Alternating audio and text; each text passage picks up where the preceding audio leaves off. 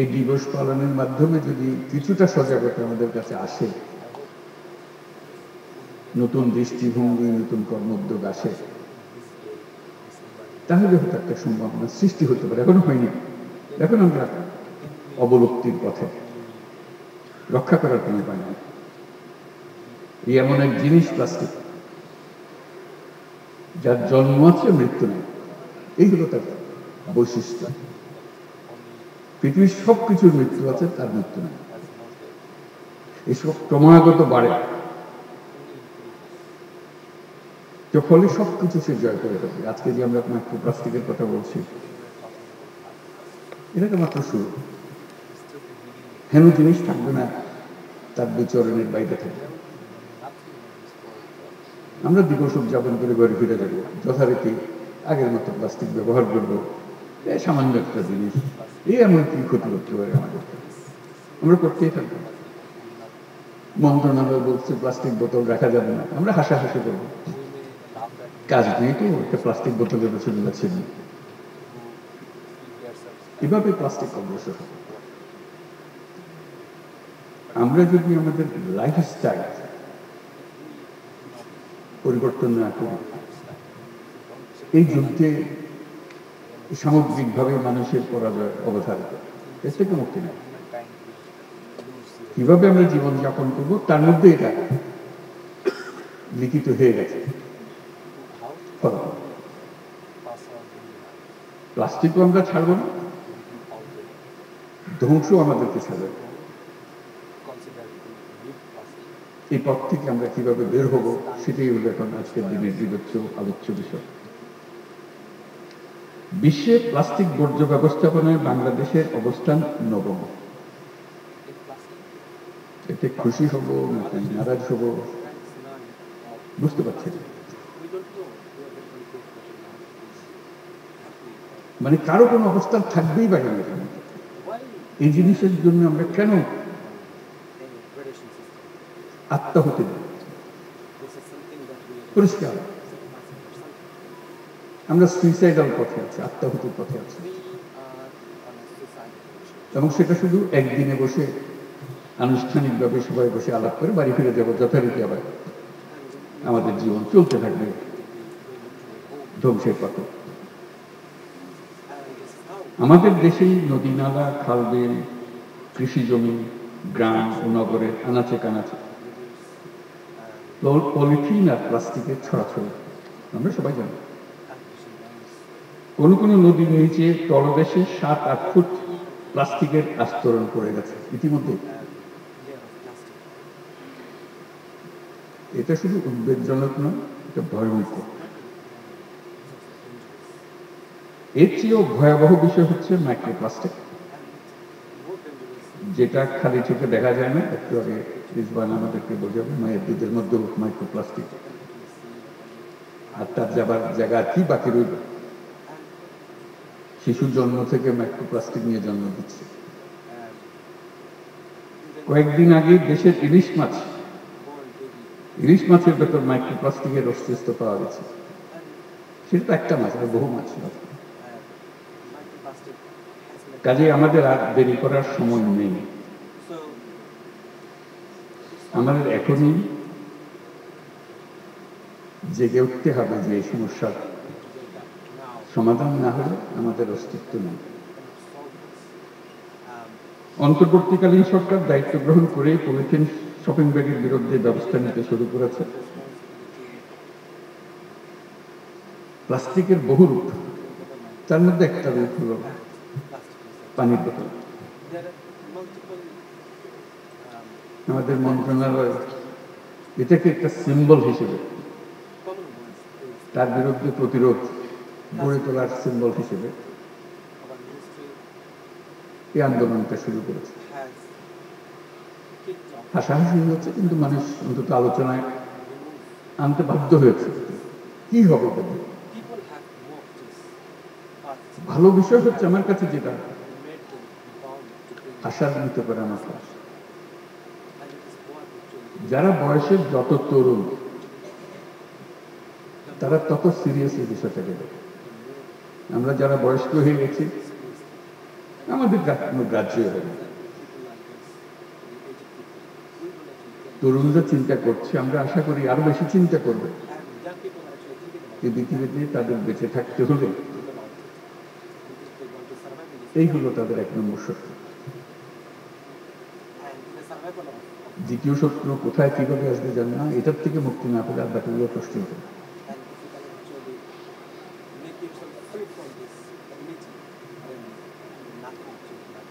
Plastic দূষণ কমিয়ে আনার অন্যতম উপায় হলো যতটা সম্ভব এটা বর্জন করা। বর্জনটা তো হলো আগে জন্ম লাভ করার পরে। আমার তো ধারণা ছিল তো গোড়াতে যেতে হবে, উৎপাদনই বন্ধ করা। বর্জনটা একজন উৎপাদন করে ফেলেছে, তারপর বলছিল বর্জন করে, এই দুজনে লেগে গেল। গোড়াতে যদি আমরা উৎপাদনটাই বন্ধ করতে পারি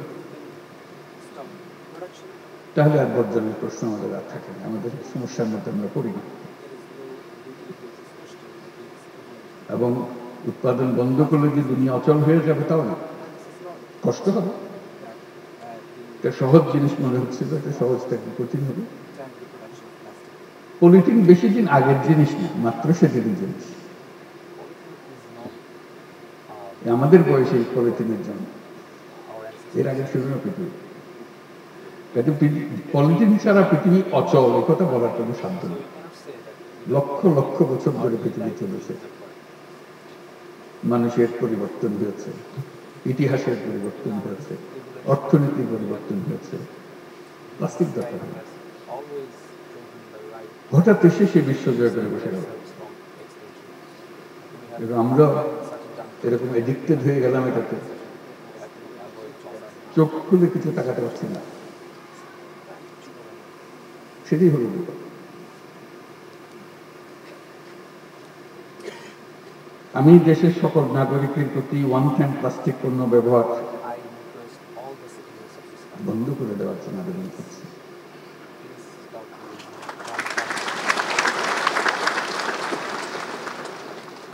আমরা একটা পদ্ধতি তরুণদের জন্য শুরু করেছিলাম, সেটা বলতে পারি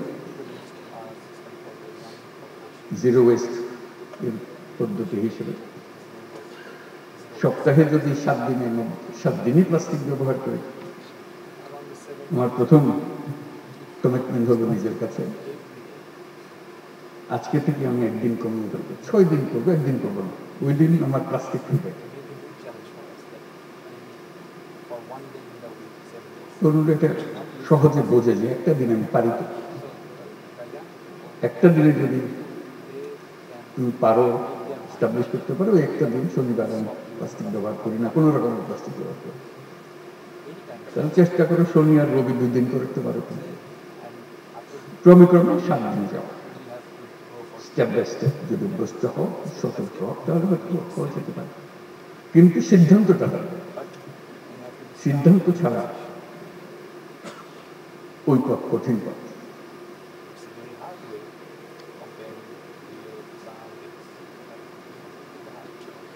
এর প্রাথমিক পদক্ষেপ হিসেবে আমি ইতিমধ্যে সরকারি সকল কার্যালয়কে একটি সুনির্দিষ্ট সময়সীমার মধ্যে ওয়ান টাইম প্লাস্টিকের ব্যবহার বন্ধ করার নির্দেশ দিচ্ছি। নির্দেশ দেওয়া সুযোগ কার্যকর করা হবে। ঠিক আছে, বললাম যে এটা লাইফস্টাইল বিষয়, আমি কীভাবে জীবন যাপন করবো তার বিষয়। শুধু হুকুম দিয়ে বন্ধ করে দিলাম, চেষ্টা হবে হয়তো অনেক করবে, কিন্তু কঠিন একটা জগৎ।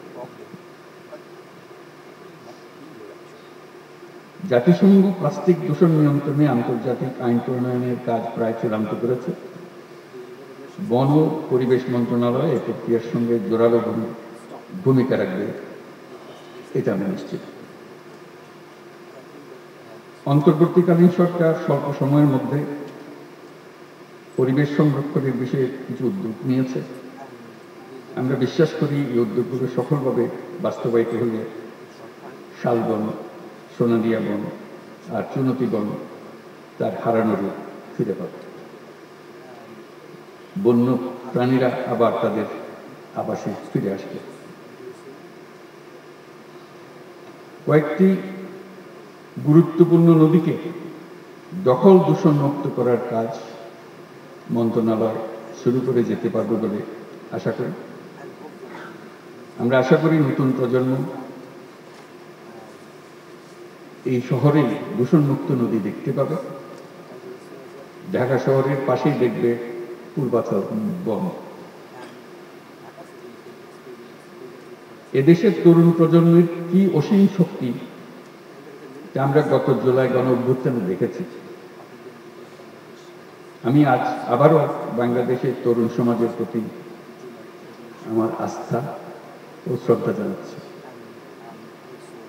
একই সাথে স্মরণ করছি জুলাই গণ অভ্যুত্থানের সকল শহীদদের এবং যারা আহত হয়েছেন তাদের দ্রুত আরোগ্য কামনা করছি। তরুণরাই আমাদের নতুন বাংলাদেশ গড়ার স্বপ্ন দেখতে অনুপ্রাণিত করেছে। আমি বরাবরের মতো আবারও বলছি, এই তরুণ প্রজন্মই ইতিহাসের সবচেয়ে শক্তিশালী, সবচেয়ে সৃজনশীল তরুণ প্রজন্ম। আমি এদেশের তরুণ সমাজের প্রতি আহ্বান জানাই, জলবায়ু সংকট মোকাবেলায় এবং পরিবেশ দূষণ রোধে তোমরা তোমাদের কার্যকর ভূমিকা অবশ্যই রাখবে। নিজের মধ্যে এমন সংকল্প করতে হবে যে আজ থেকে আমি আমার দৈনন্দিন জীবনে কার্বন নিঃসরণ শূন্যতে নিয়ে আসবো। আমি এখন প্রতিদিন এটা পদক্ষেপে এগিয়ে যাব।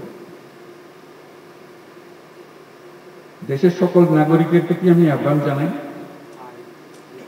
আমাদের অবশ্যই আত্মবিধ্বংসী চিন্তা ভাবনা থেকে মুক্ত হতে হবে। অর্থনৈতিক লাভের জন্য পরিবেশের ক্ষতি করে যাব, এটা আমি কিছুতেই নিজেকে মানতে দেব না। বন্যা, ভূমিকম্প, জলোচ্ছ্বাস এই ধরনের প্রাকৃতিক বিপর্যয়ের সময় আমরা বুঝতে পারি যে প্রকৃতি কত শক্তিধর। আমরা যদি পরিবেশ ও জলবায়ু বিপর্যয়কে বাড়াতে না চাই, অবশ্যই আমাদের পরিবেশ বান্ধব উন্নয়নে নজর দিতে হবে। নদী ধ্বংস করে, বন জঙ্গল উজাড় করে, জীববৈচিত্র্য ধ্বংস করে যা হয় সেটা অন্য যাই কিছু হোক, অবশ্যই এটা উন্নয়ন নয়। উন্নয়ন সম্বন্ধে আমাদের ধারণা সম্পূর্ণ পাল্টে দিতে হবে। আজকের এই আয়োজনে দুটি আনন্দের দিকে দৃষ্টি আকর্ষণ করছি। প্রথম আনন্দের সংবাদটি হলো, আজকে পরিবেশ, বন ও বন্যপ্রাণীর জীবন রক্ষায় অসামান্য অবদান রাখার জন্য 31টি প্রতিষ্ঠান ও ব্যক্তিকে জাতীয় পুরস্কার দেওয়া হচ্ছে।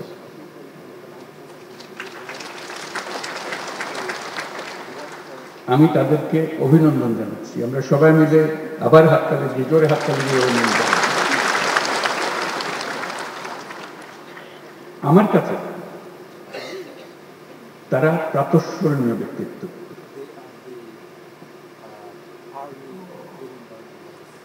আমরা যেন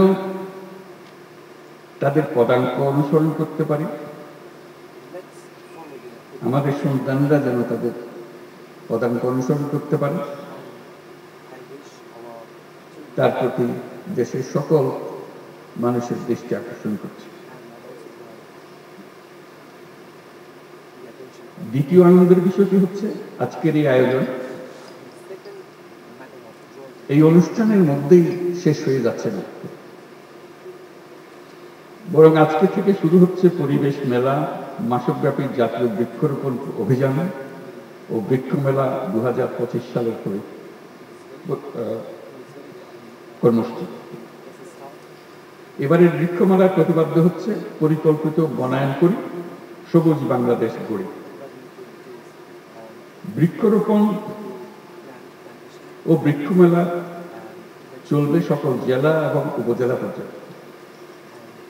আমি আশা করি বন বিভাগ জেলা প্রশাসকদের সাথে সমন্বয় করে উৎসব মুখরভাবে মেলা ও গাছ লাগানোর কর্মসূচি আয়োজন করবে। আজকের এই সম্মেলন থেকে সবার উপস্থিতিতে আমি পরিবেশ মেলা, বৃক্ষ মেলা ও বৃক্ষরোপণ অভিযান 2025-এর শুভ উদ্বোধন ঘোষণা করছি।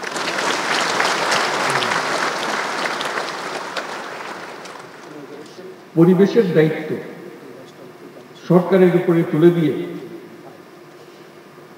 নাগরিকরা পায়ের উপর পা তুলে নিজেদেরকে নির্ভর মনে করলে তবে পরিবেশের আর রক্ষা নেই। পরিবেশের প্রথম সবক হচ্ছে আমার পরিবেশ আমাকে রক্ষা করতে হবে, আর কেউ এসে রক্ষা করে দিয়ে যাবে, এর কোনো বিকল্প নেই। এখন আমাদের হয়ে গেছে পুরোটাই উল্টা। সরকার ক্ষীণস্বরে মাঝে মাঝে মনে করিয়ে দিয়েছে, অথবা আমরা আমাদের পরিবেশ, সরকার মাঝে মাঝে ক্ষীণস্বরে আমাদের মনে করিয়ে দিচ্ছে যে আমরা আমাদের পরিবেশ ধ্বংস করে ফেলছি, সাবধান হন। নাগরিকরা মনে করে যাচ্ছে পরিবেশটা একটা শৌখিন ব্যাপার। বিদেশিদের তাগিদে সরকারকে মাঝে মাঝে এটা নিয়ে সভা সমিতি করতেই হবে। আমরা আসল ব্যাপারটাই হারিয়ে ফেলি। আমাদের দৈনন্দিন জীবনে প্রতি মুহূর্তে মনে রাখতে হবে, জীবন বাঁচাতে হলে পরিবেশ বাঁচাতে হবে, এর কোনো বিকল্প নেই। আমি কোনো রকমের অসুখ বিসুখ নিয়ে জীবন কাটাতে পারলেও আমার সন্তানরা বেঁচে থাকতে পারবে না, কারণ আমি তাদের বেঁচে থাকার মূল অবলম্বনটি ধ্বংস করে দিয়েছি।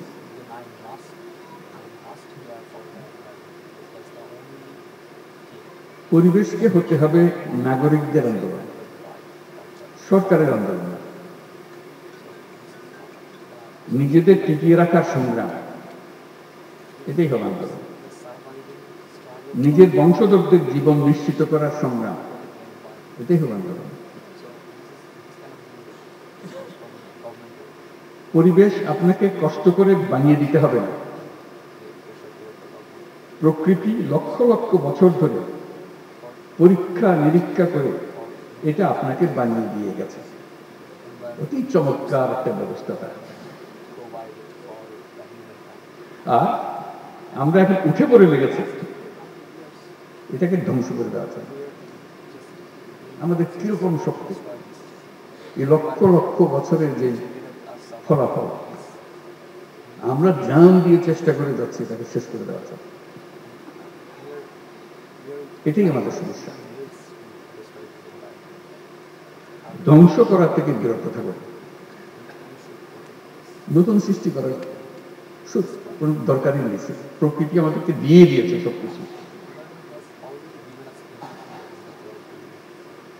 এই ধ্বংস থেকে বিরত থাকলে আমরা এই সুন্দর পৃথিবী উপভোগ করতে পারব। আমরা গাছ লাগানোর উৎসব করছি, একটু আগে ঘোষণা করলাম, তো ভালো কথা। আসলে গাছ কাটা বন্ধ করার অভিযানটা চালাতে হবে।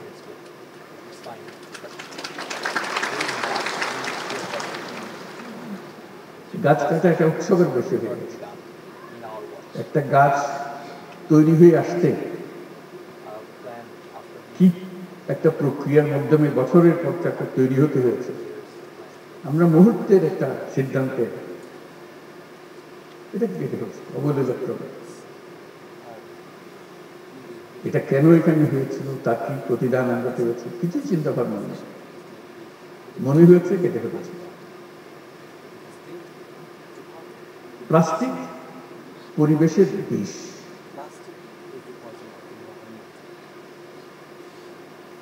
এটা পৃথিবীর সকল প্রাণীর জন্য বিষ, শুধু মানুষের জন্য। ঘটনাটি ধীরে ধীরে হচ্ছে বলে আমরা গা করছি না। পৃথিবীতে মানুষ বাড়ছে, বাংলাদেশেও মানুষ বাড়ছে। তার সঙ্গে জনপ্রতি প্লাস্টিক বিষের পরিমাণও আছে। আমরা কখন আর সচেতন হব? আজকের এই দিনে আমরা মনে মনে ঠিক করি, আসুন আমরা বিষয়টি নিষ্পত্তি করে ফেলি। এই বিষের থেকে আমরা নিজেদেরকে মুক্ত করি।